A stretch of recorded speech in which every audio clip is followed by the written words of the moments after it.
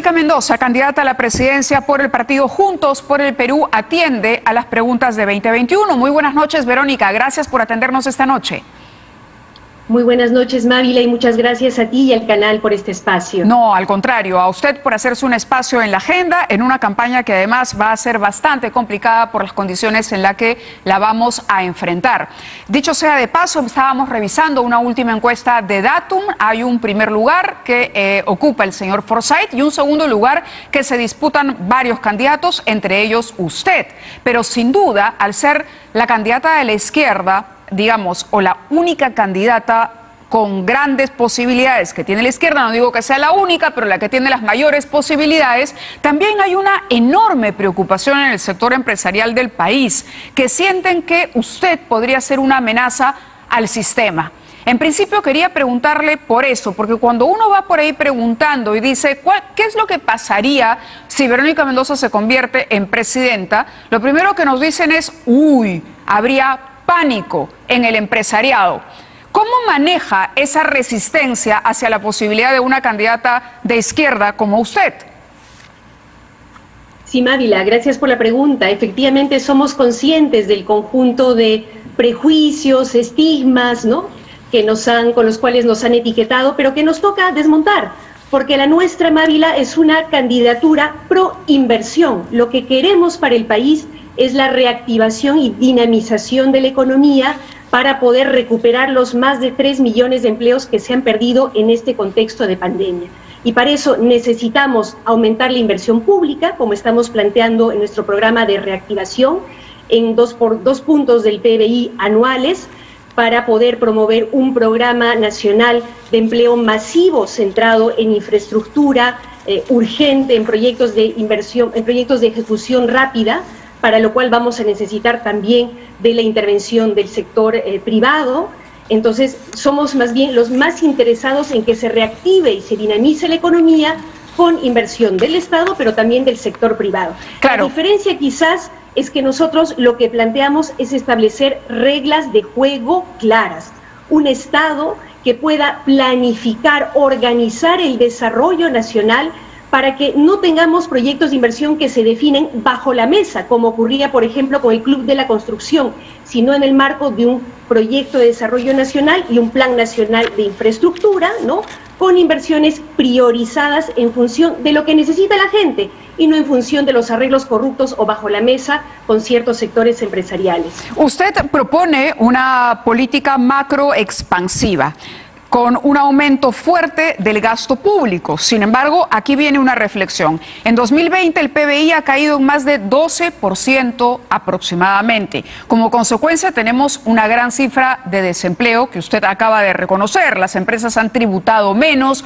los ingresos tributarios y fiscales han caído, el gobierno tiene menos dinero para gastar. ¿Cómo hacer para que el Estado gaste más cuando hay menos recursos e incluso hemos tenido que recurrir a un endeudamiento que ya estaría llegando al límite máximo para esa posibilidad, recurriendo, por ejemplo, al mecanismo, dicen algunos, que es lo que harían, de la emisión de dinero, digamos, sin respaldo, como se dijo en su momento, el uso de la maquinita?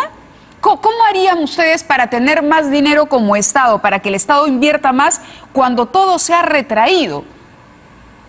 Sí, Mávila, tenemos que ver las cosas por etapas, ¿no? Primero, inmediata y urgentemente tenemos que reactivar y dinamizar la economía. Y para eso el Estado cuenta aún con ahorros fiscales. Las cifras oficiales señalan que tenemos cerca de 72.000 millones de soles en bancos de parte del Estado peruano. No planteamos que se gaste todo, pero sí lo necesario, lo urgente para poder reactivar, dinamizar la economía con, como señalaba hace un momento, un incremento de la inversión pública, ¿no? Un programa de crédito barato para micro, pequeñas empresas y para la agricultura, en particular la pequeña agricultura y la agricultura familiar, así como un programa de crédito de consumo con aval del Estado para las familias, que además, Mávila, hay que decirlo, va a contribuir a dinamizar y reactivar la economía, porque va a ampliar la demanda, ¿no?, que es fundamental también para la reactivación económica. Pero en el mediano plazo, por supuesto, tenemos que lograr que el Estado recaude más y mejor. Ya antes de la pandemia, Mávila, éramos uno de los países con la menor recaudación tributaria, 13 o 14%, cuando el imagínese, ahora estamos muchísimo peor, ¿no? Así muchísimo es. peor. Por eso, paralelamente a estas medidas, ¿no?, de ejecución inmediata para reactivar la economía de las familias, tenemos que impulsar una reforma tributaria que pasa por revisar las millonarias exoneraciones tributarias a grandes empresas que ya no las necesitan. Lo hemos visto en el caso de la agroexportación, por ejemplo, pero tenemos que revisar también las exoneraciones tributarias, por ejemplo, a universidades privadas con fines de lucro, ¿no?, u otros sectores. Cada año el Estado ha dejado de recaudar 15.000 millones de soles por el concepto de exoneraciones tributarias, que hay que revisar, ver cuáles, ¿no?, continúan y cuáles se detiene. Eso quiere decir, Verónica, que usted descarta la posibilidad de recurrir, digamos, a la emisión de dinero en el Banco Central de Reserva. Es una posibilidad que se evaluará, Mávila, en su momento, pero por el momento, insisto, el Estado tiene los suficientes fondos para reactivar, dinamizar la economía, incluyendo, Mávila, como insistimos en plantear. Pero a ver si volvemos al punto anterior. ¿No está descartando usted que se recurra a la emisión de dinero desde el Banco Central de Reserva? A ver, Mávila, pero primero lo primero, insisto en esta idea. Actualmente el Estado peruano cuenta con ahorros que nos ha costado a todas las familias del Perú ahorrar precisamente para momentos como estos. El propio Fondo Monetario Internacional, no solo Juntos por el Perú, sino el propio Fondo Monetario Internacional, ha exhortado a los países como el Perú, hemos sido nombrados explícitamente, a que hagan uso de esos ahorros fiscales. Vendrá luego un siguiente momento en el que tendremos que recuperar la disciplina fiscal, ¿no?, que hemos tenido en los últimos años, pero lo que toca ahora es, insisto, garantizar la salud de las familias del Perú, salvar vidas. Claro, pero se puede hacer las dos cosas. El hambre que están pasando ya algunas familias, Mávila, que en este contexto... Yo lo entiendo. Insisto, paralelamente, si me permites terminar, la idea que quería plantear para el mediano plazo es la idea de la reforma tributaria, que incluye la revisión de las exoneraciones tributarias, pero también un combate firme contra la evasión y elusión tributaria, que ha significado en los últimos años cerca de 60.000 millones de soles que el Estado ha dejado de recaudar. Y finalmente, Mávila,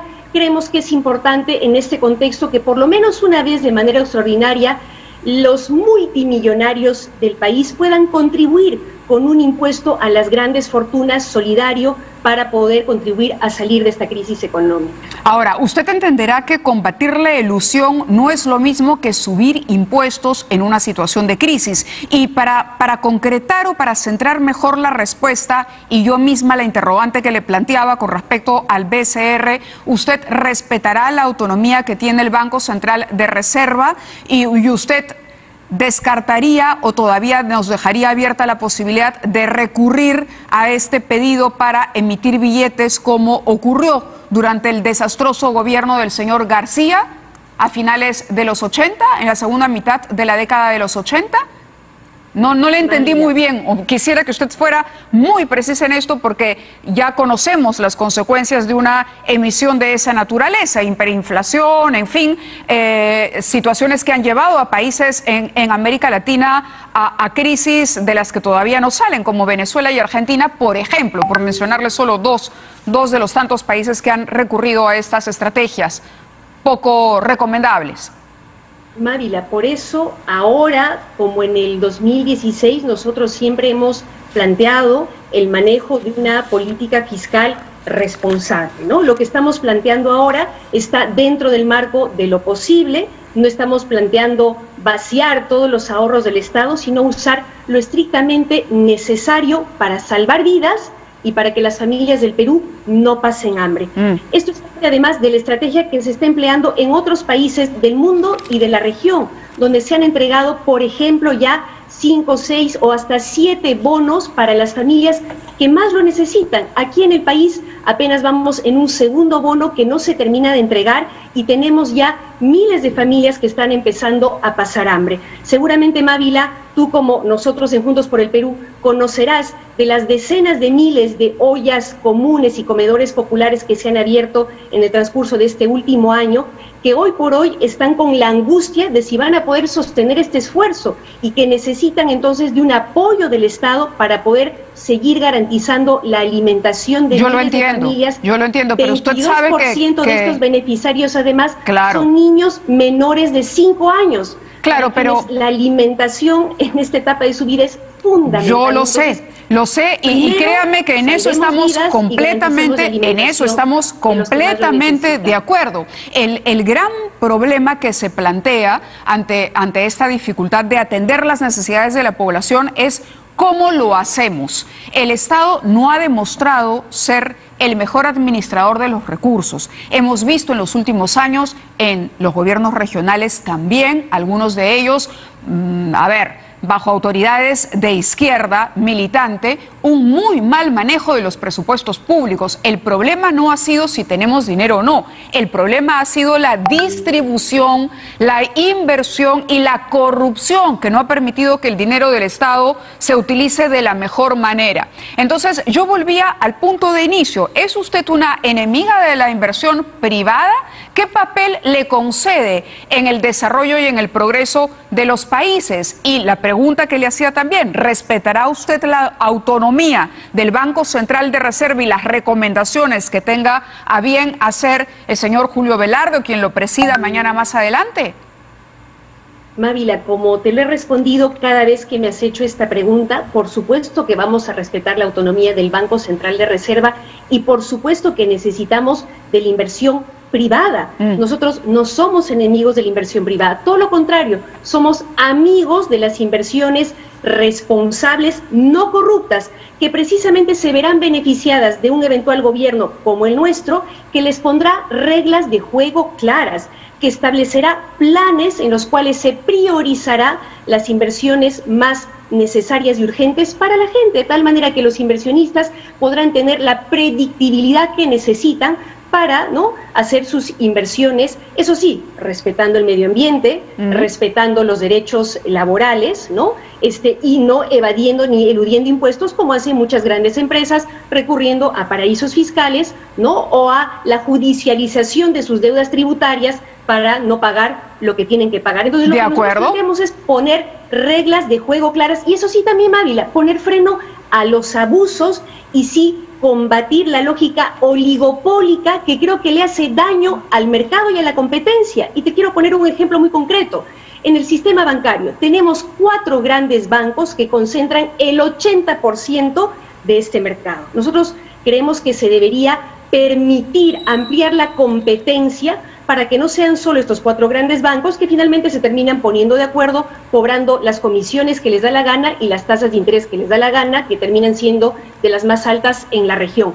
¿Cómo se combate eso? Mejorando, promoviendo la competencia, que haya más inversionistas privados en este sector que puedan dinamizar el mercado y, insisto, promover una competencia que nosotros creemos es saludable, Otros son la competencia, que preferirían mantener lógicas monopólicas y oligopólicas que les permiten luego cometer abusos en el sector de los bancos, como en el sector de las AFPs o las cadenas de farmacias y tantos otros. Muy bien, entonces, fomentar la competencia. ¿Quién es la persona que ha escrito, quién es su jefe de plan de gobierno en materia económica? ¿Quién ha diseñado el plan de gobierno en el capítulo económico de Juntos por el Perú?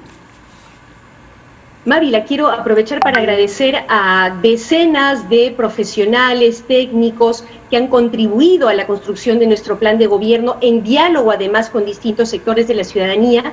Quien ha tenido a su cargo la coordinación del plan en su conjunto es la socióloga Anaí Durán. En el equipo económico hemos contado con el aporte de profesionales de trayectoria reconocida y experiencia en gestión pública como Pedro Franque, como Gustavo Guerra García, como Eduardo Segarra, que además ha contribuido a desarrollar la parte del desarrollo rural y agrario, que tiene vínculo también con el tema económico. También hemos contado con el apoyo, la asesoría de Oscar Dancourt, que ha sido también presidente del Banco Central de Reserva, y un amplio equipo que presentaremos en su momento y con los Algunos de los que nos ha mencionado podría ser el próximo ministro de Economía, digamos, si usted llegara a ganar las elecciones, ¿alguno de los mencionados? Eventualmente, Mávila, no lo hemos definido aún, por ahora nos toca concentrarnos en presentar nuestras propuestas, ganar, ojalá, las elecciones conquistando la confianza del pueblo peruano, pero sí, cualquiera de estos profesionales podría... Verónica, cuando uno la escucha referirse a, digamos, reconocer el papel de la inversión privada en el crecimiento del país, cuando uno la escucha a usted decir que lo que quieren es fomentar la competencia entre empresas privadas, que genere un mayor dinamismo en el mercado, uno dice, genial. Y entonces, ¿por qué cambiar el capítulo económico de la Constitución? Si ese capítulo económico es el que ha permitido, precisamente, en las últimas décadas, un crecimiento que hoy nos ha, por otro lado, permitido también tener los ahorros de los que estamos hablando y que vamos a utilizar para contrarrestar la crisis provocada por la COVID-19. ¿Por qué el empeño en cambiar una Constitución ahora? Especialmente en el capítulo económico, que no dice otra cosa sino esa, promover la actividad privada y dejar al Estado un papel regulador y vigilante. Mávila, lamentablemente ese mismo capítulo económico es el que ha generado, sí, un crecimiento económico, pero que ha terminado en los bolsillos de un puñado de personas, a costa de la explotación y la precarización de las mayorías. 70% de la población económicamente activa vive en la informalidad, en la precariedad absoluta, sin saber cómo va a sobrevivir el mes siguiente. Eso es precisamente lo que queremos cambiar. Creemos que el ¿Y eso se cambia con una nueva Constitución? ¿Eso se cambia con una nueva Constitución? Creemos, Mávila, que el Estado no puede estar atado de manos y pies para, digamos, planificar el desarrollo nacional. Pero no está atado de manos. No está atado de manos. Una cosa es la ley, Verónica, una cosa es la Constitución y otra cosa es lo que hace la clase política con la Constitución. Y otra cosa es lo que hace el Estado, bien o mal, dentro del marco de esa Constitución. Es decir, cuando hay un Estado corrupto, cuando hay presidentes corruptos, que pueden ser de derecha o de izquierda, es que la Constitución finalmente no termina por cumplir sus objetivos. Le digo esto porque estaba repasando la cantidad de constituciones que hemos tenido en los 200 años de vida independiente que tenemos los peruanos, y son 12 constituciones. Si a esto le sumamos una serie de proyectos o de reglamentos que también han pretendido de alguna u otra manera hacer de medias constituciones, que han sido como 44 veces, estamos hablando de que en el Perú tenemos la vocación de ir cambiando leyes como si esa fuera la solución. Y lo que está ocurriendo es que las personas, los gobernadores regionales, los gobiernos, después del gobierno de Fujimori, ¿cuántas decepciones nos hemos llevado los peruanos? El desempeño de los gobiernos de izquierda en el interior tampoco es que haya sido de lo más elocuente. Fíjese el caso usted de Arequipa. Por eso le pregunto, ¿por qué cambiar una norma si lo que hay que hacer es cambiar la actitud y el comportamiento de las personas y hacer que esas leyes se cumplan? Mávila, si me permites terminar de responder a tu pregunta anterior, sí, para no dejar en el aire a los televidentes, a los ciudadanos. Sí, la actual Constitución sí limita al Estado peruano a un rol subsidiario, le recorta sus capacidades planificadoras, reguladoras, fiscalizadoras que nosotros queremos recuperar, no para que sustituya al sector privado, sino para que lo ordene y lo regule adecuadamente. De eso se trata, Mávila. Ahora, nosotros no estamos planteando solamente revisar el capítulo económico, sino también, tú misma acabas de dar cuenta de la grave crisis política que nos ha atravesado en los últimos años, expresada en que todos nuestros expresidentes elegidos en democracia están procesados por corrupción, junto efectivamente a varios gobernadores regionales, ¿no?, grandes empresarios, etcétera, etcétera. Y creo que precisamente esto, Mávila, nos demuestra que ya no se trata solamente de un problema de personas o de moral individual. Por supuesto, estas personas tienen que responder ante la justicia por sus actos, pero lo que nos está revelando esta crisis profunda y transversal a toda la clase política es precisamente que tampoco han estado funcionando las reglas de juego que han permitido en este periodo de gobierno de 5 años 4 presidentes, por supuesto un usurpador, ¿no es cierto? 3 de ellos sucediéndose en el plazo de una semana, con la mitad del Parlamento también procesado por corrupción. Necesitamos también revisar todo lo que tiene que ver con el diseño del sistema político. No solo eso, nosotros planteamos... ¿Presentará de llegar a la presidencia usted como jefa del Poder Ejecutivo un proyecto de ley para eso, para el cambio, que es uno de los caminos legales que hay, porque el camino de la Asamblea Constituyente parece no estar contemplado en la Constitución actual y habrá que respetarla mientras sea la que rija nuestros destinos, ¿no?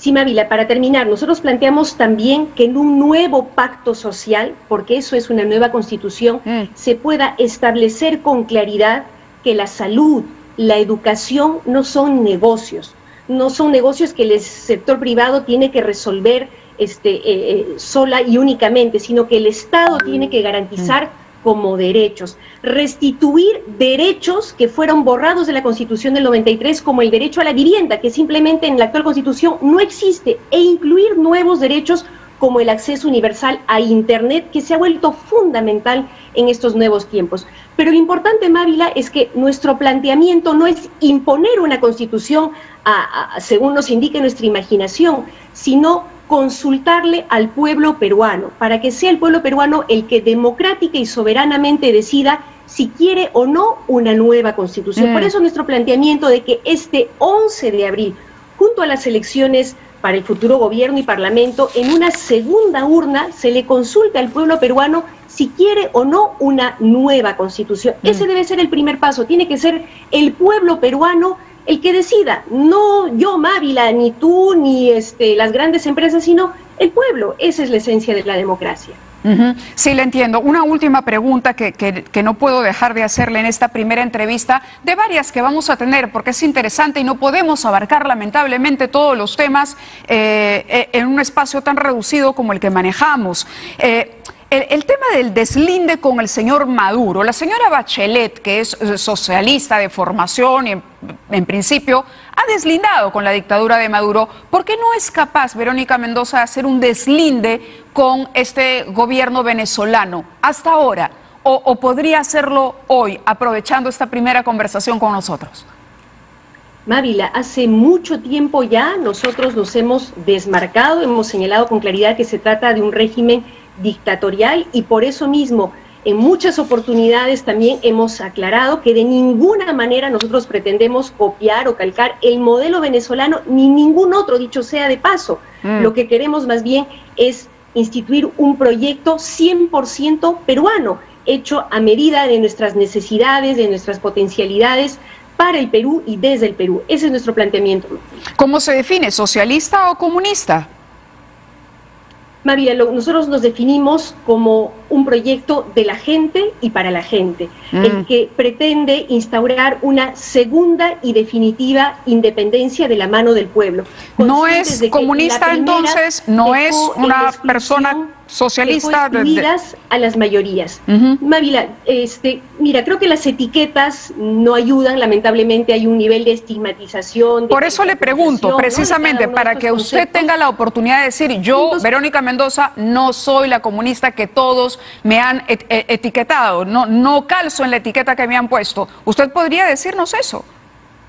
Mávila, en Juntos por el Perú hemos confluido distintas organizaciones sociales, políticas, de izquierda, progresistas, feministas, ecologistas, de tal manera que tenemos un carácter diverso, plural, que da cuenta también de la diversidad y la riqueza de nuestro país. Le agradezco. Lo que nos define es nuestro firme compromiso con la democracia y el compromiso de hacer un gobierno para la gente, no para los de siempre, para los grandes grupos de poder económico, sino para las familias del Perú. Le agradezco, Verónica, que haya respondido a las preguntas que le hemos hecho hoy en esta, repito, primera entrevista. Iremos abordando poco a poco, ¿no? Todos los temas que hay que tocar, sobre todo en una campaña, como le decía yo, compleja, con una pandemia y con las limitantes que vamos a tener para conocerlos a ustedes, a los candidatos a la presidencia, a sus planteamientos y también a sus listas al Parlamento. Ha sido Verónica Mendoza en esta primera gusto entrevista. para Gracias. una siguiente oportunidad. Muy Muchas bien, gracias. tenga Buenas usted noches. muy buenas noches. Vamos a ir a la pausa rápidamente, pero regresamos con Susel Paredes, quien ha planteado un reto importante. Ella quiere debatir cara a cara con otro candidato al Parlamento y nos cuenta los detalles de ese reto cuando regresemos.